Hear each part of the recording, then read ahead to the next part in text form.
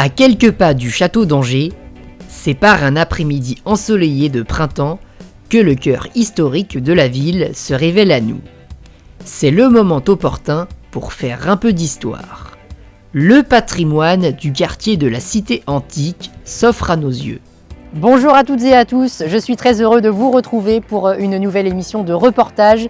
Vous l'avez constaté aujourd'hui, changement de décor. Après le Petit Anjou, je me trouve en plein centre de la ville d'Angers, au cœur de la cité antique et médiévale dont on va découvrir un petit peu l'histoire aujourd'hui au fil de différentes façades dont on parlera avec l'association des Amis de la Cité, autour notamment de l'ancien président de cette association qui est Alex Brunet. Il sera avec nous dans un instant.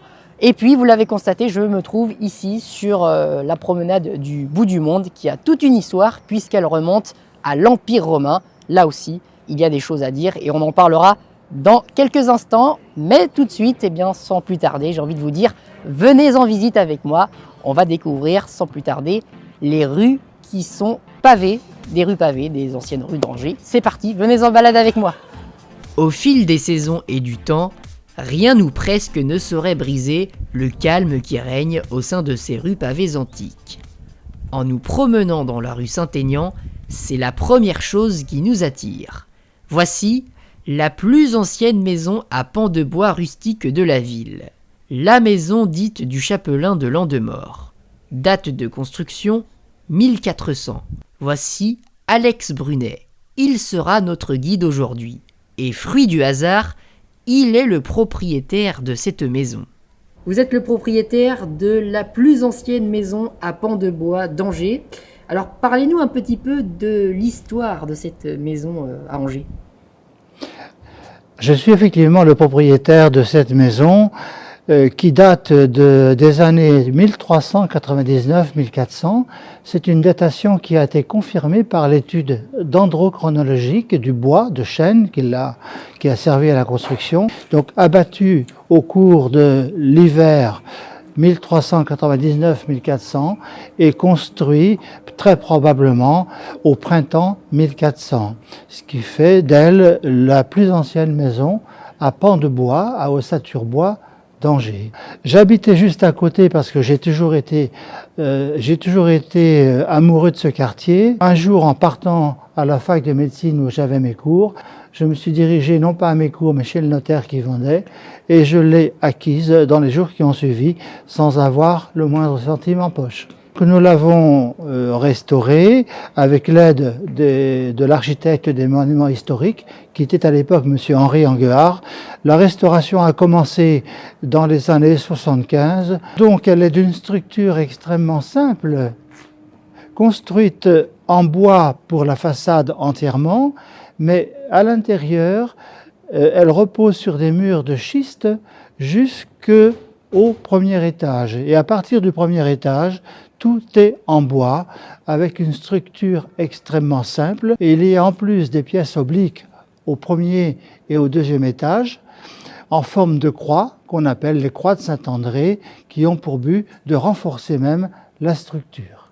Je me trouve dans la rue Saint-Aignan et il faut savoir que où je me trouve, que le sol est situé à 5 mètres de son niveau initial, puisqu'en dessous, il y a des vestiges d'anciennes habitations romaines que l'on retrouve, si l'on faisait des fouilles, un petit peu partout dans la cité. Mais moi, je vais vous parler des pavés, l'histoire des pavés, puisque vous le voyez, ici maintenant, tout est plus ou moins aplati, mais sur les côtés, on retrouve des caniveaux pour faciliter l'écoulement de l'eau. Mais à l'époque, il y avait un seul caniveau central qui traversait donc la rue, toute la rue, par le centre. Et au contraire d'aujourd'hui, c'était les côtés qui étaient élevés, d'où l'expression « tenir le haut du pavé ».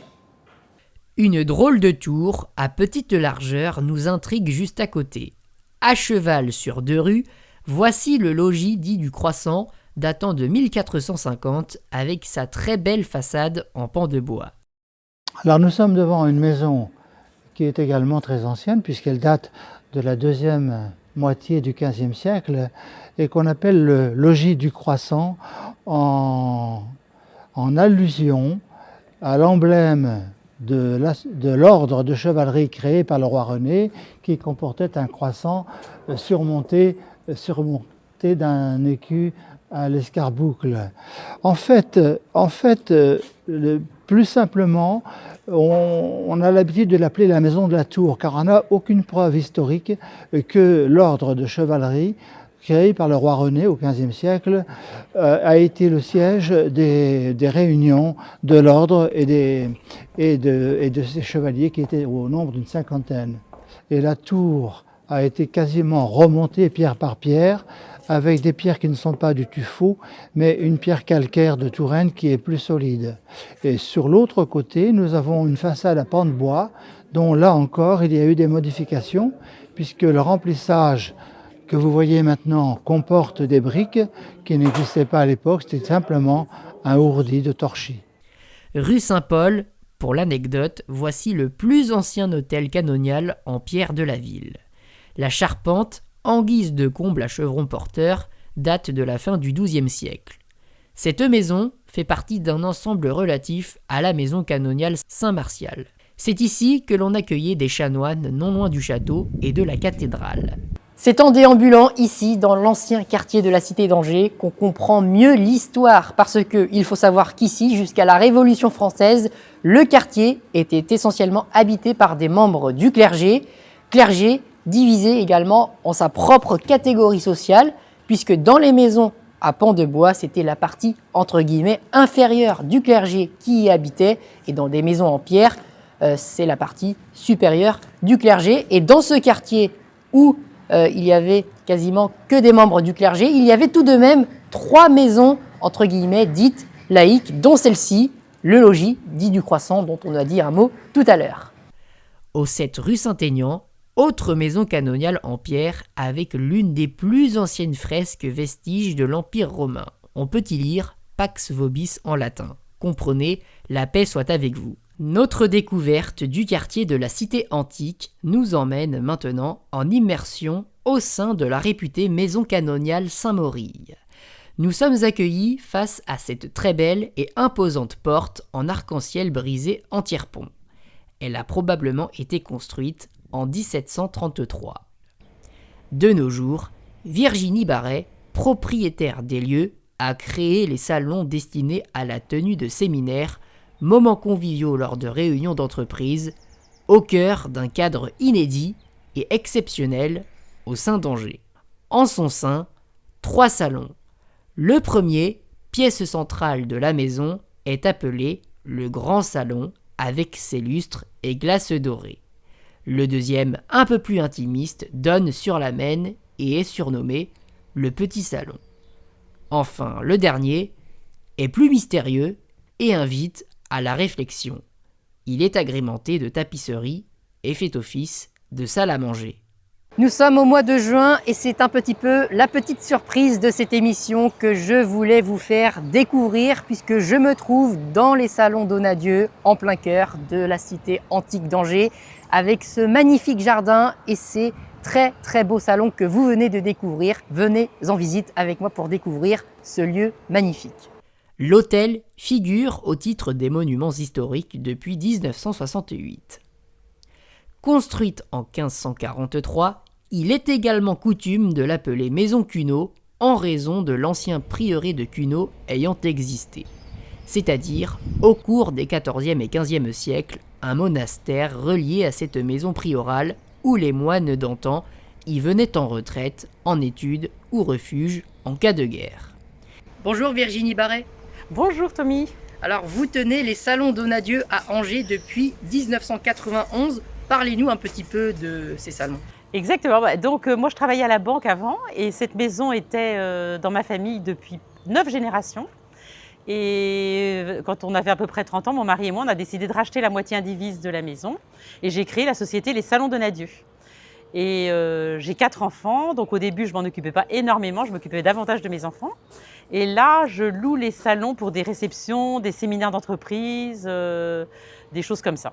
Et j'ai créé les Salons Donadieu pour louer les salons pour des événements plutôt professionnels. Des entreprises viennent passer quelques journées ou des soirées ou des repas pour leur notoriété. Ils sont contents de pouvoir accueillir des clients. Et je fais un peu des événements sur mesure. Et ils ont carte blanche pour s'organiser comme ils veulent, avec traiteur, sans traiteur. Voilà. Donc on est dans un cadre exceptionnel aussi, hein, avec la vue donc, sur Exactement, la ils Maine. peuvent bénéficier du jardin, ce qui est merveilleux, surtout dans cette période. Et ils ont une vue formidable, ils ont vraiment l'impression d'être chez eux. Et que proposez-vous également en dehors de ces événements? Il y a aussi des événements récurrents, non? Oui, alors on ouvre tous les ans pour les Journées du patrimoine. Et comme nous sommes pas loin du château d'Angers, on a énormément de visiteurs. Quelquefois plus de 1000 personnes pendant le week-end des Journées du patrimoine. C'est vraiment un plaisir de recevoir des gens très très différents au niveau âge, au niveau origine. C'est vraiment agréable. Et pourquoi avoir choisi d'acheter ici et aussi de veiller à perpétuer le patrimoine? C'est parce que c'était la maison de mes grands-parents dans laquelle j'ai été élevée petite. J'ai fait mes études à l'ESCA et j'habitais ici aussi. Et je trouve que c'est formidable de pouvoir garder l'âme d'une maison et qu'elle reste avec toute sa singularité. Enfin, notre visite s'achève sur la plus belle vue panoramique qu'il puisse exister à Angers. Voici la promenade du bout du monde jouxtant le château. C'est ici, au sein de l'ancienne agora, ou assemblée du peuple de l'Empire romain, que notre visite donc s'achève.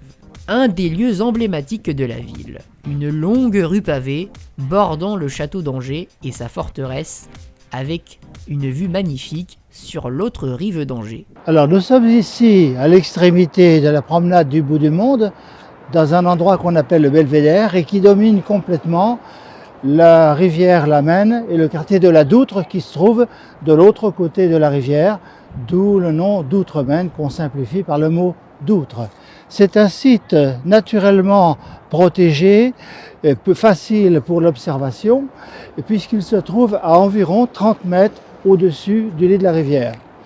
C'est l'endroit qui a été choisi depuis les temps préhistoriques, puisque déjà à l'époque néolithique, il était occupé par des populations dont on a retrouvé une trace dans les fouilles du château d'Angers sous forme d'un cairn qui est un monument funéraire qui date d'environ 5000 ans.